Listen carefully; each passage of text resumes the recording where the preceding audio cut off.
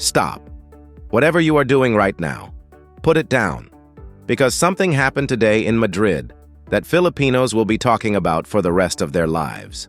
Mabuhay, Smash Zone family. Welcome back to the only channel on the internet that bleeds blue, red, white, and yellow for every single point Alexandra Eala plays. Today we are not here to recap a tennis match. We are here to document a turning point. A moment where the entire tennis world was forced to look at the Philippines. Not as a curiosity, not as a feel-good story, but as a genuine, undeniable threat. What unfolded today on the sun-scorched red clay of the Mutua Madrid Open was a masterclass, a tactical demolition, a generational statement.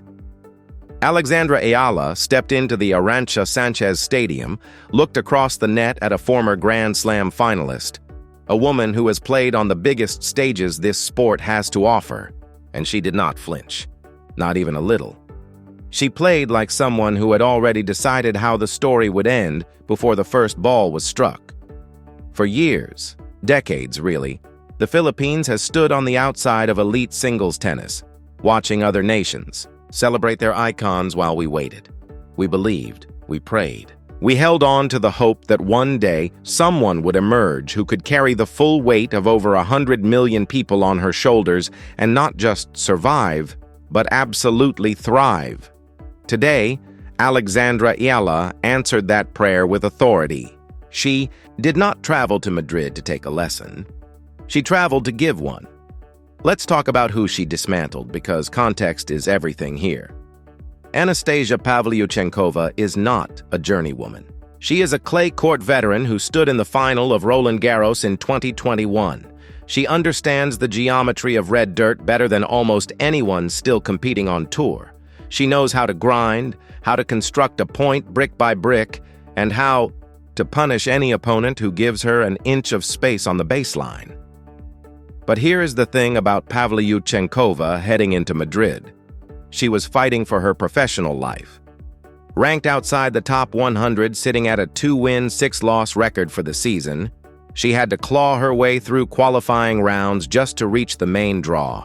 A wounded veteran with absolutely nothing to lose is one of the most dangerous opponents. You can draw in round 1 of a Masters event. She was desperately searching for a victory to reignite her season. Instead, she ran directly into a wall. She ran into our girl. We have been watching Alexandra Eala's evolution since the very beginning. The international media is only now catching up, but we have tracked every step of this journey. The girl who lifted the U.S.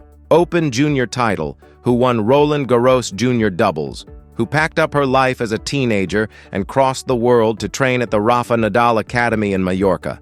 That girl has grown into something formidable, something that frightens opponents before they even walk on court.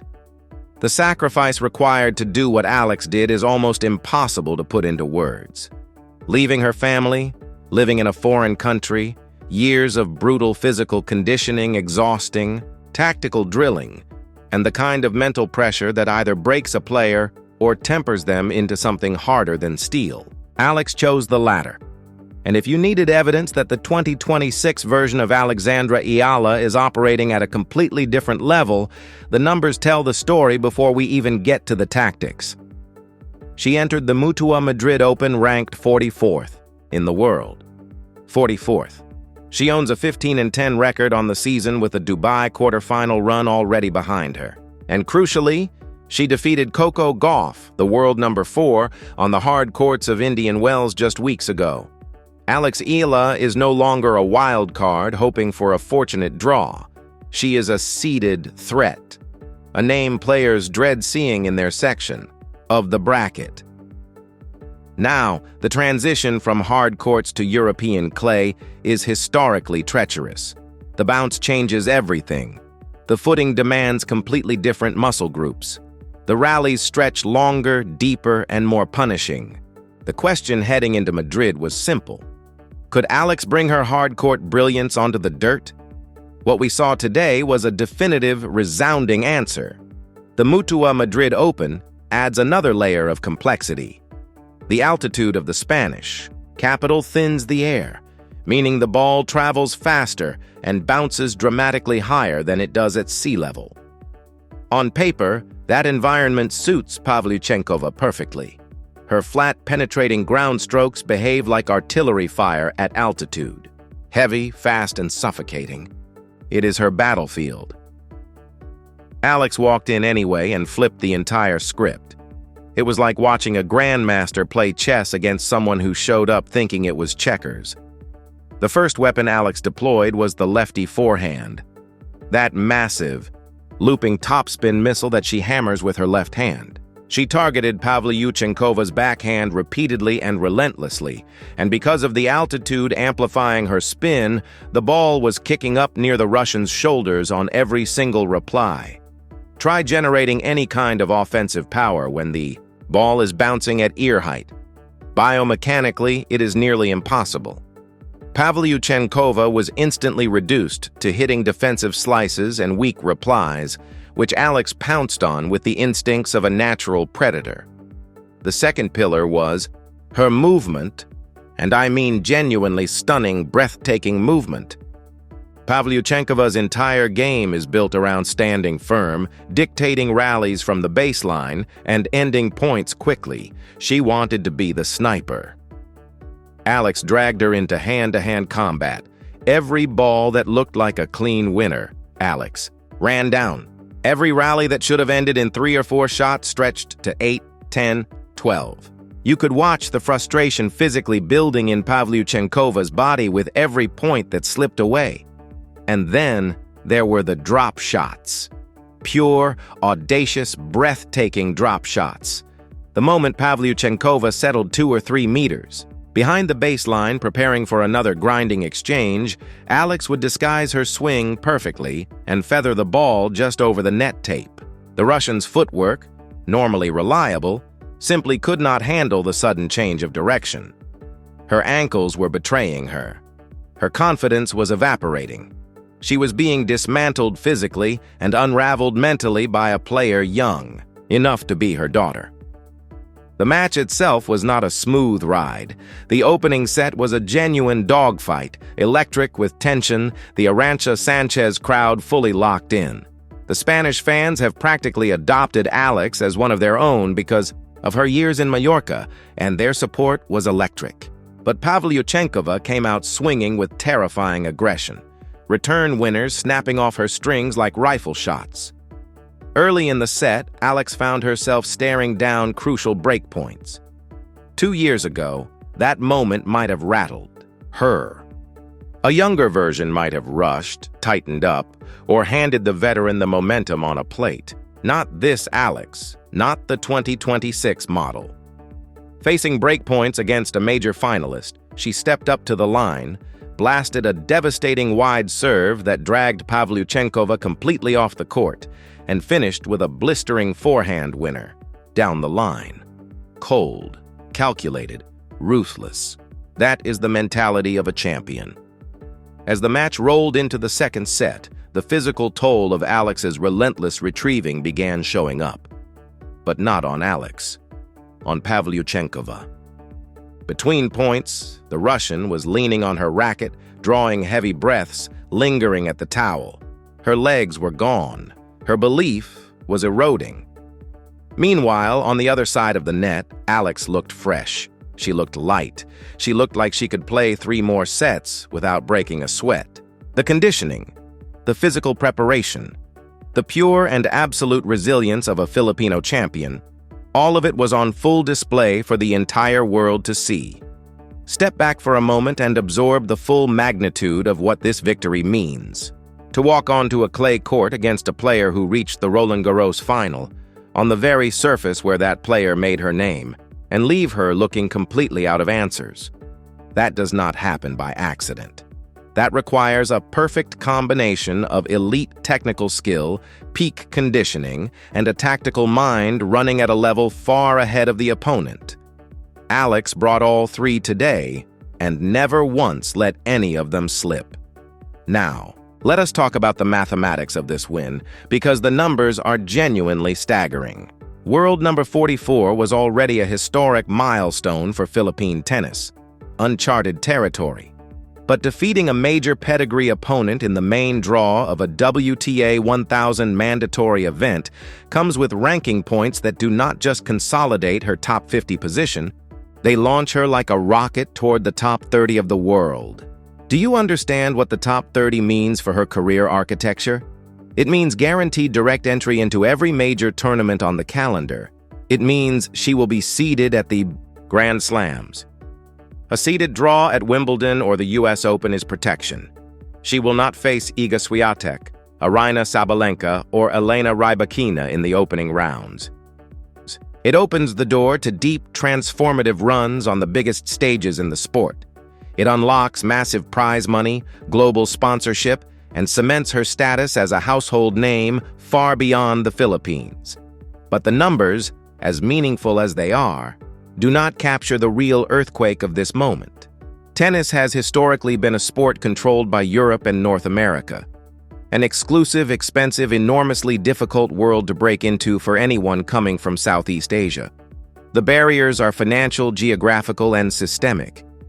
For a young woman from the Philippines to navigate every single one of those barriers, to leave home as a teenager, to grind through the ITF circuit, to earn her WTA ranking the hard way, and now to stand on the center courts of Madrid dispatching legends. That is not just a sports story. That is a monument. Tonight, every child in Manila, Cebu, Davao, and Iloilo who holds a tennis racket knows that the impossible is actually within reach. They no longer need to look across an ocean to find their hero. They do not need to pin a foreign player's poster on their wall and dream about someone else's country winning. They just need to look at the fierce, smiling, unbreakable face of Alexandra Eala. She is rewriting what Asian tennis can look like. And every time that blue, red, white, and yellow flag flashes across an international broadcast, a fire ignites in every Filipino watching around the globe. That is Puso. That is Laban. That is every single thing we are as a people, embodied. In one extraordinary young woman, the giant has been slain. The world is officially on notice. But make no mistake, the job in Madrid is far from finished. This tournament is only heating up, and with the surge of momentum and confidence flowing through her veins right now, Alex Eala has become the most dangerous dark horse in the entire draw. If she can absorb, redirect, and neutralize the power of a Grand Slam finalist, there is genuinely nobody left in this bracket she cannot handle. Looking ahead, the key will be physical recovery and holding that first serve percentage high. On slippery clay, a soft second serve is an open invitation for destruction. Alex knows this better than anyone. I also want to see her keep unleashing that backhand down the line with the same fearless conviction she showed today. Every time, she was pushed deep into the ad side corner and fired that shot parallel to the sideline. The Russian never moved a muscle in time. If that backhand stays as sharp as it was today, she is genuinely unstoppable. And while we are here, let us look at the horizon because Roland Garros is coming fast. The French Open, the cathedral of clay court tennis.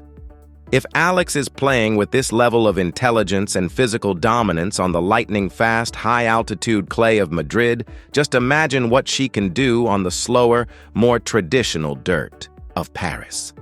She will have more time to set up that forehand, more room to run down every single ball.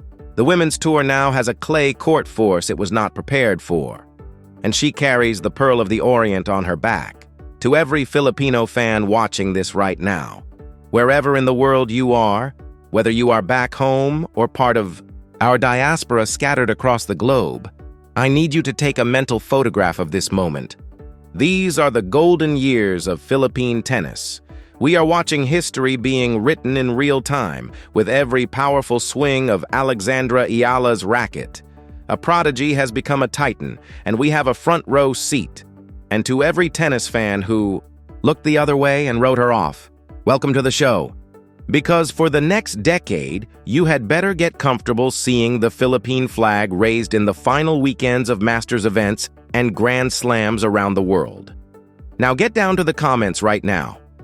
I want to know your favorite moment from this tactical masterclass, how deep you believe Alex can go in this Madrid draw, and whether you ever imagined she would dismantle a Grand Slam finalist with this level of authority. This comment section belongs to the Tennis Mode family. Flood it with your predictions, your analysis, and your Filipino pride. I read every single one. If this breakdown fired you up and you felt that pride rising in your chest, smash that like button right now. It is the single best way to grow this channel and push Alex's story to tennis fans who have not discovered her yet. The world needs to see what she is doing. Subscribe and turn on the notification bell if you are new here. You do not want to miss a single step of this journey. Until the next one, keep swinging, keep believing, and never stop supporting our champion. This is Smash Zone. Signing off. Maraming salamat po, mabuhay ang Pilipinas, and I will see you on the court.